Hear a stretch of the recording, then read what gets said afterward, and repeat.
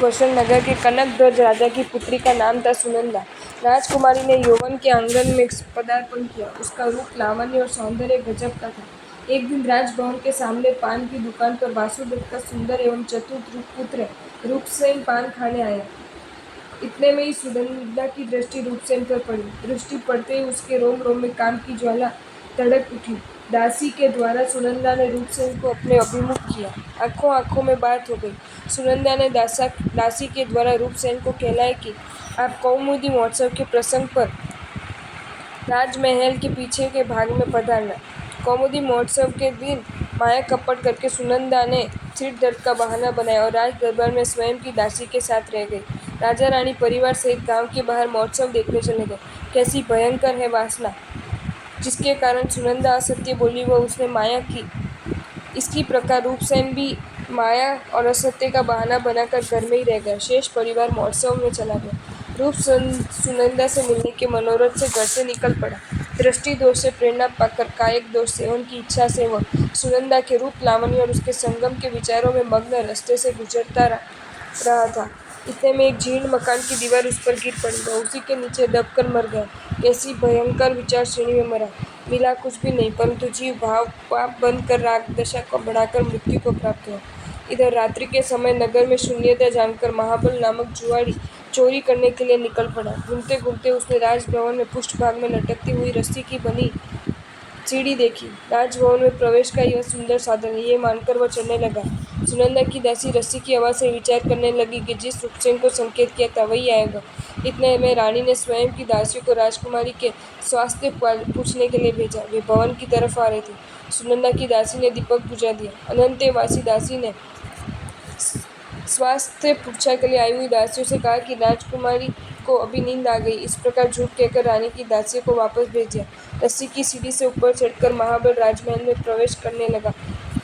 तब दासी ने अंधकार में ही उसका सत्कार किया और स्वागत करते हुए मंद स्वर से कहा, पधारिए रूपसेन, आवाज मत कीजिए, पधारिए पधारिए। जुआरी विचार करने लगा कि यहाँ न बोलने में ही फायदा है, अतः हूँ करते हुए सुनंदा के पास पहुँच गया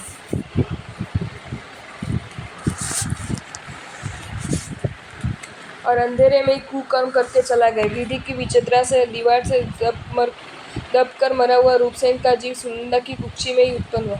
कुछ समय बीतने पर सुनंदा के शरीर पर गर्भवती के लक्षण दासियों को नजर आने लगे। दासियों ने सुनंदा को क्षार आदि गर्भ कलाने की दवाइयाँ पिलाई। फलस्वरूप रूपसेन का जीव भयंकर वेदना प्राप्त कर कुक्षी में ही मर गया। वहां से मरकर वह सर्पिणी की कुक्षी में उत्पन्न हुआ और कालक्रम से सर्प बना। इधर सुनंदा का विवाह श्रुति प्रतिष्ठित नगर के राजा के साथ हो गया। एक दिन राजा रानी बगीचे में घूमने फिरने के लिए गए। वहां अचानक रूपसेन का जीव सर्प आ पहुंचा। सुनंदा को देखते ही सर्प की दृष्टि उस पर स्थिर हो गई। सर्प को इस प्रकार स्थिर दृष्टि वाला देखकर सुनंदा भयभीत हो गई।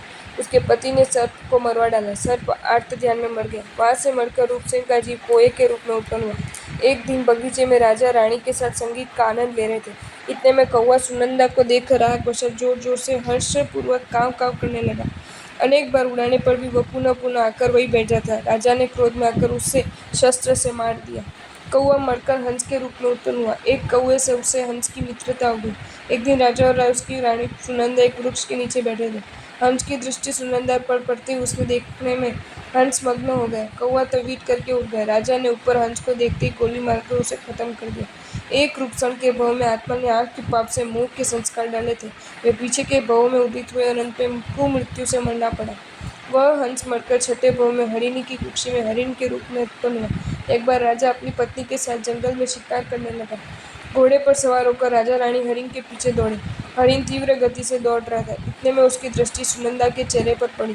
दृष्टि पड़ते ही हरिण स्थिर हो गया। उसकी कोमल काया पर राजा ने बाण चलाया और हरिण का जीव मरकर हाथिनी की कुक्षी में पहुंच गए। राजा के रसोइये ने उसी हरण का मांस पकाया। राजा और रानी आनंद से प्रशंसा करते हुए मांस खा रहे थे। इतने में दो मुनि वहां से गुजरे। एक ज्ञानी मुनिषी ने दूसरे मुनिराज से कहा कि कर्म की कैसी विचित्रता। जिस सुनंदा के निमित्त से बेचारा रूपसेन केवल आंख और मन की कल्पना से कर्म बांधकर सात सात भव से भयंकर वेदना का शिकार हुआ, वही सुनंदा उसका मांस खा रही है। इस प्रकार मन स्वर से कहकर सिर हिलाए।